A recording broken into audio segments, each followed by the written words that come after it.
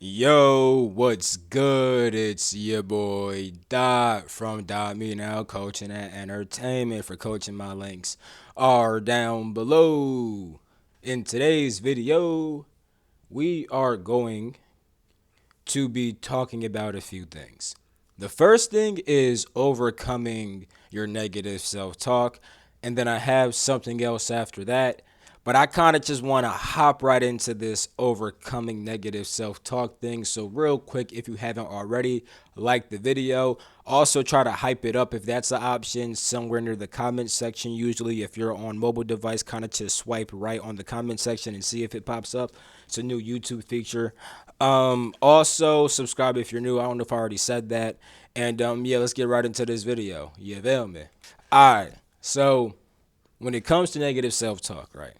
You need to understand that you should not be too tough on yourself. For many different reasons, which we're going to talk about. But one of the main reasons why is because when you're being hard on yourself, you're kind of just focusing on all the parts of yourself which you don't like. And all that does is just make you get more of what you apparently say you don't want. Because you're always focusing on what you don't want.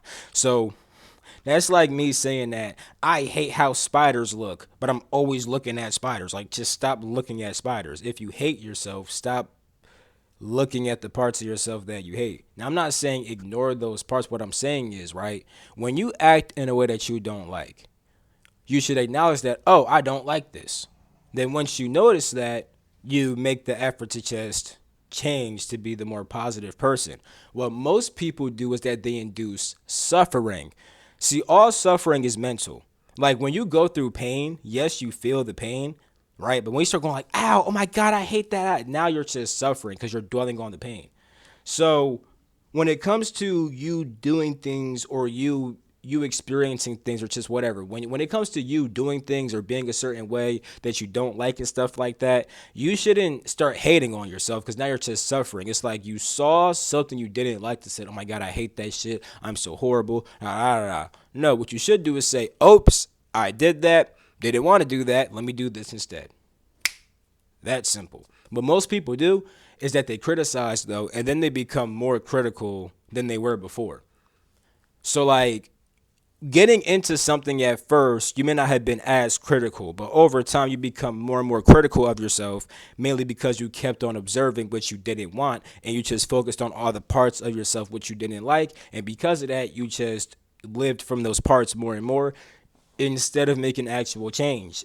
Actually, no, you didn't make change. You became more critical on yourself. And because you became more critical, you messed up even more. It's crazy how that works, but that really is how things work. So what needs to be understood is that negative self-talk and being tough on yourself is not necessarily what helps you to stay disciplined, and it's not what helps you to actually achieve what you want to inside your life. People hear discipline and sometimes think that people are like being super hard on themselves. Yeah, they may be restricting themselves. Yeah, they may be structuring themselves in a certain kind of way, but it's not out of hate for themselves. It's actually out of love. Because they care about themselves and love themselves and have compassion for themselves, they have made the effort to get better at restricting themselves from things which harm them and doing things which benefit them. So, with that being said, you need to develop more self compassion. Understand, how can I put this? See, compassion is not like pitying yourself, oh, oh, poor me. Like, how can I put don't pity yourself. But when I say like compassion, it's like care more about how you feel. You know what I'm saying?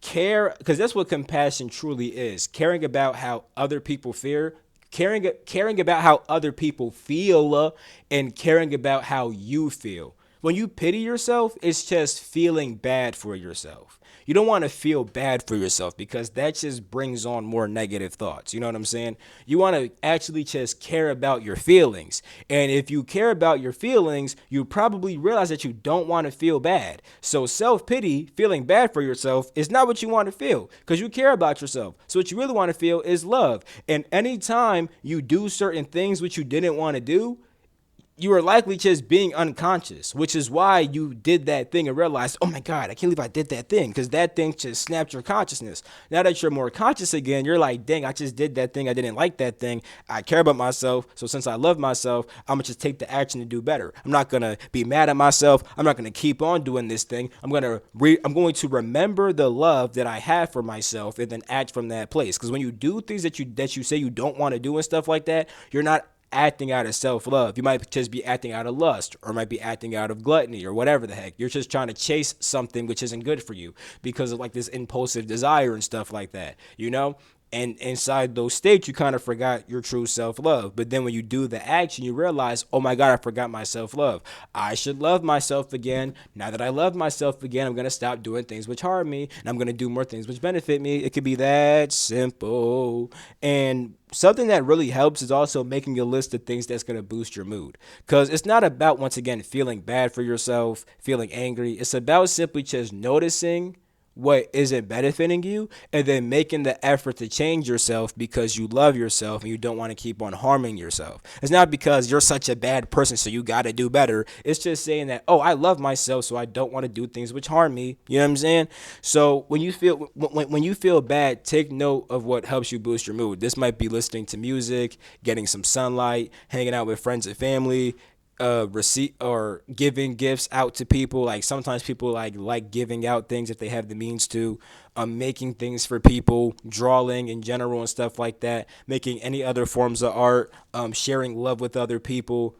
Just make that's different things that tend to help a lot of people. Taking a bath, meditation, you know what I'm saying? There's several different things that might make you feel better. So make a list of all these things that's just gonna help you get in a better mood when you're not feeling the best. You feel me? And then also learn to visualize yourself through the eyes of somebody who loves you. Because someone who and granted, like let's say like for example, I love my mom, right? But I'm gonna be real, my mom was hard on me at certain points as a kid. My dad, I love my dad, but he was really hard on me. You feel me? So I don't really mean like that, but imagine like your grandma, unless your grandma was hard on you too. But imagine people who kind of just love you no matter what and kind of just show you that no matter what. You feel me? Now that my dad's passed away, the way that he views me is way different than how it was when he was alive, because he realizes more things and he's way different now. It's actually really interesting to see the difference, because like sometimes like I'll imagine what he would have said and he's like, no, that's not what I'm gonna say. I would actually say this. I'm like, oh shit, I fuck with that. You feel me? But yeah, long story short, with that being said, try to think about a person who loves you no matter what. Like my girl, bro, I swear, although I could do wrong in my girl's eyes, the stuff that I penalize myself for, she would never penalize me for. You know what I'm saying? Like she don't give a fuck about certain shit that I be dead set on. Like I gotta do shit, I gotta do this, don't want to do that. If I fuck up certain shit, she's like, who gives a fuck? You know what I'm saying?